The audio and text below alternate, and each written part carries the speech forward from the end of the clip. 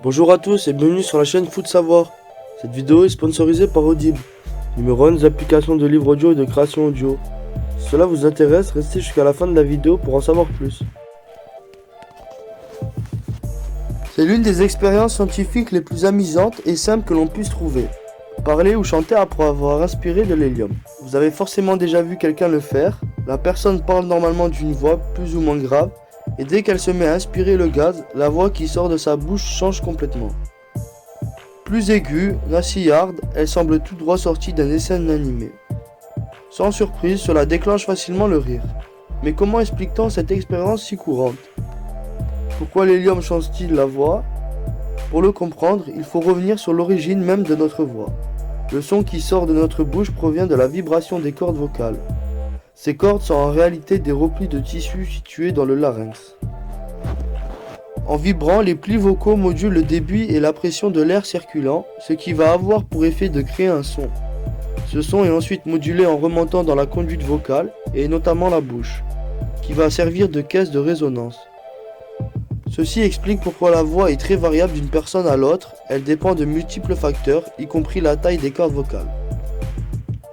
Lorsqu'on inspire de l'hélium, le gaz va peu à peu remplacer l'air normalement présent dans les voies respiratoires.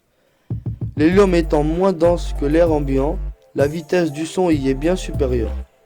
Le son créé par la vibration des cordes vocales va donc aller beaucoup plus vite en remontant dans le larynx et la bouche lorsque ceux-ci sont remplis dans l'hélium plutôt que lorsqu'ils sont remplis d'air. Les cordes vocales vont aussi vibrer plus rapidement et les sons vont davantage rebondir à l'intérieur des voies respiratoires.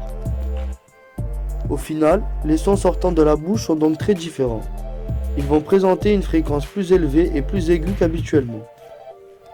A l'inverse, si on inhalait un gaz plus dense que l'air ambiant, par exemple le protoxyde d'azote, la voix obtenue serait plus grave car l'air mettrait plus de temps à remonter à travers le larynx et la bouche. Le protoxyde d'azote est bien aussi connu sous le nom de gaz hilarant, et même s'il n'est pas officiellement reconnu comme une drogue, son utilisation régulière ou trop intense peut amener de graves séquelles sur le système nerveux, pouvant aller jusqu'à la paralysie.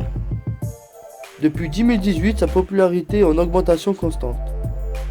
Si l'expérience de changer sa voix avec de l'hélium est drôle à tenter, mieux vaut pas ne pas passer des heures.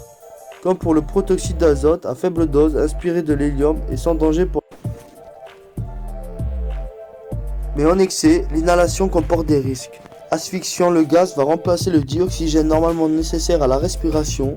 Une inhalation excessive peut ainsi causer des malaises, voire dans les cas extrêmes, la mort par asphyxie. Merci d'avoir visionné cette vidéo jusqu'à la fin. Si tu as soif de savoir, de connaissances et que tu vas apprendre tout en te divertissant, les plus de 400 000 livres et enregistrements audibles sur tous sujets confondus sont faits pour que tu puisses t'instruire et suivre tes activités en même temps. Si tu es intéressé ou que tu veux simplement soutenir notre chaîne, je t'invite à cliquer sur le lien en description et à prendre ta période d'essai gratuite pendant un mois. N'oublie pas de t'abonner à la chaîne et de laisser un like si tu as appris des choses ou que tu as aimé nos explications, ainsi qu'activer la cloche pour être tenu au courant de nos prochaines sorties de vidéos.